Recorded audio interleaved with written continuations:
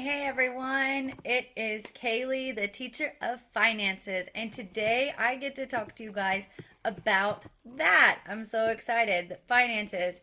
I promised you guys that when I started this weekly themed live, that I would not bombard you with all kinds of financial tips and advice, but today's Friday, and so it's fitting, right? Financial Friday, it's fitting. So if you're watching this live, if you'll drop me a one in the comments, if you're watching it after the live stream is over, if you'll drop me a two, I would greatly appreciate that.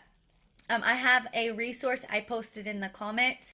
This particular resource, I'll show it to you. It's called the Economic and Budget Forecast Workbook. One of my current clients actually introduced me to it. He wrote the book, he developed it, and it's amazing.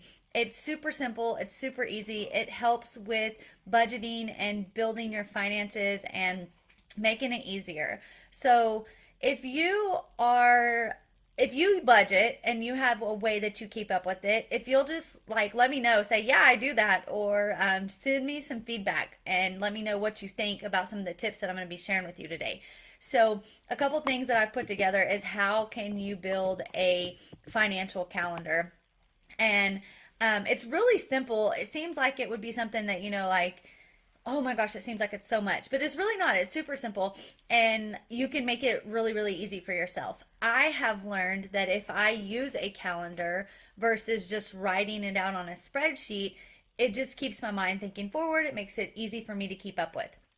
And so I'm just going to explain to you how you do it. It's super simple, it's super basic, and it'll be a super quick, easy way for you to keep track of your finances.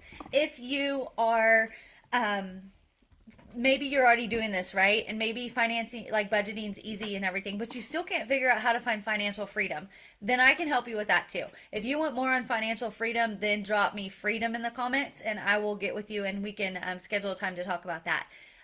So here we go. So here's some steps. So when you're looking at making a financial calendar, you want to look at it like a 3 month time frame, because you can see how things are going the same, like what things are happening consistently and what things are random or varied. So take and list out your paydays for the next 3 months. Just jot them down on a piece of paper and just write paydays, and then the next 3 months, what dates they're going to be. If you're salary, then just do it like what your income's going to be for that period. When I was a teacher, I always got paid on the 25th, and so I always put on the 25th payday and whatever that amount would be. If you are like an hourly pay person, totally cool. Just take your checks, and if they're not the same every month, then just do a projection, do an average of how much you typically get paid and when your paydays are. So that's your first step. Number two, you're going to list your regular bills and fixed expenses. So something that comes out all the time and it's typically the same. So that's going to be like our phone bill. Our phone bill is the same every single month. Our mortgage payment's the same every single month. Um, let's see what else. Your utilities, if your utilities are the same or about the same. Now granted, in the Texas, if you live in Texas, then you know that the summer heat is outrageous and your electricity bill goes up so much in the summer, but you can always adjust for that. So on your utilities, if they're about the same, then just jot that down. The water bill's always about $100, or the utilities or the electric's about 150. You kind of have an idea or a gauged idea of how much your utilities typically are. Every time I go live on Instagram, my phone wants to almost die. It's always at 20% at this time. Probably should get a charger in here. But anyways, so and then list out your irregular, so you're varied, the things that change from time to time. So if your auto insurance changes, if your budget for your grocery changes because maybe this week you are going to be home more often, you don't have as many ball games, so you're going to be home cooking more often. However your groceries or whatever your grocery budget is, jot that down. If you have taxes, if you have to pay taxes, then put that into effect. Something that always hits us hard, I feel like, is the kids and school. Oh, we need a t-shirt here. Oh, we need this there. Oh, I need this for that fundraiser, right? All the different random things that the kids tell you and that you don't really think about. So try to think in advance of like, okay, this month we're going to have t-shirts due because it's the beginning of the school year, and they're going to be buying new shirts for all the different programs and clubs that the kids are in. Another thing I was thinking about was birthdays. So if you have any birthdays coming up in the next couple months, then write those birthdays down, because you know you're going to get a gift for that person, and that's going to be an expense that you don't always account for. Let's see, a couple other things, just anything that's not reoccurring. So just those random things, make sure you have that accounted for.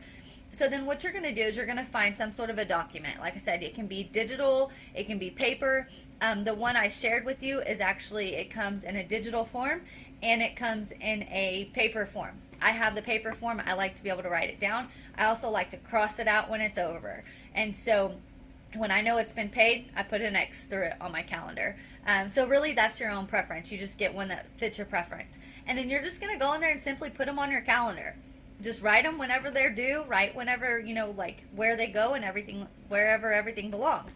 Okay. The one thing that I feel like has really helped me in any type of management, whether it was managing all of my ARDs that I had with my kids when I was a special ed teacher, due dates, anything like that, was color coding. I had a bag, like a pencil. I wish I had it in here. I thought I did. I had a pencil bag that was full of every color of pen you can imagine, because I color coded everything. It looked like a rainbow threw up in my planner. But anyways, so take and color code your income, color code your fixed expenses, color code your variable expenses, and then create a plan. So look at that calendar and then ask yourself, when are my bills due? Do I have a whole bunch of bills that are due at this time and it really puts stress on that particular pay period? Then look and see. A lot of places will allow you to, oh my gosh, my phone's ringing. A lot of places will allow you to take the due date. I know credit card companies typically, loans typically, they can adjust the day that your bill is due. Auto insurance, I know our auto insurance will allow you to change your due date up to like two times within the year of the policy, or the 6 months or something like that. So see with your carriers or with your companies if you can adjust your due date. And if you can, then adjust it to the different periods, so that way it's not putting you in a bind and making you feel like you just completely stretched that pay period. The other thing is stick to it. Sorry guys, I just like caught my air weird, but stick to it. So take it, write it down, stick to it. Now, at that 3-month mark, gotta get a drink. I feel like I'm choking. Sorry. This is the joy of going live, right? You get to see me in real life. I can't re-record this. All right, here we go. So anyways, take that plan, look at it, analyze it. And then whenever you're getting ready to do your next 3 months, if you notice that something was off, fix it and adjust it. It can be fluid, but stick to it and use it. I mean, don't make it and then just throw it to the side of your desk or stick it in your purse. Use it. It'll help you. So that's what I have for you today as far as building a financial planner. Again, if you're enjoying these lives, if you're taking something away from it, if it's adding any value to you, if you will share it, like it, drop me some comments of what you think. Go check out the economic and budget forecast workbook. I don't get any credit for helping like share this. I just think it's a really good resource. He shared it with me, told me about it. I checked it out. It's super affordable. I think it's like $9 or $15 on Amazon. And it has tons. It has these templates that you can use if you don't want to do a calendar. It actually has a template, but it's really, really good stuff. He's very smart at what he does, and so I felt like it was important, like, to share that resource with you. I'm all about sharing any type of resource I can. So anyways, well, thanks for joining live with me today. Again, like I said, if you maybe have all of this stuff taken care of, but you just feel like you can't find that financial freedom, then let's set up a time to talk. I can help you with, I'll send you the link, Casey, when I get off of here. I think I actually put it in the description of this video, and so I'll shoot it to you though directly after we get off here. But anyway, so if you have any questions, shoot me a message, drop me a comment like Casey did. That's awesome. And if you need help with financial freedom or setting up yourself, I cannot talk, for financial freedom, then I can help you with that too. So thank you again for joining in. Thanks for listening. I am super excited about these videos. I love getting to share stuff with you guys. I literally have 90 days worth of stuff planned to share with you guys every single day. So thanks for checking it out. Thanks for joining in. I hope you guys have a great weekend. I'm sure I'll be on here live again once the kids get home. We have basketball tomorrow and all kinds of fun stuff this weekend. So I hope everybody has a wonderful Friday. Be safe. Have a good weekend, and I'll see you guys later.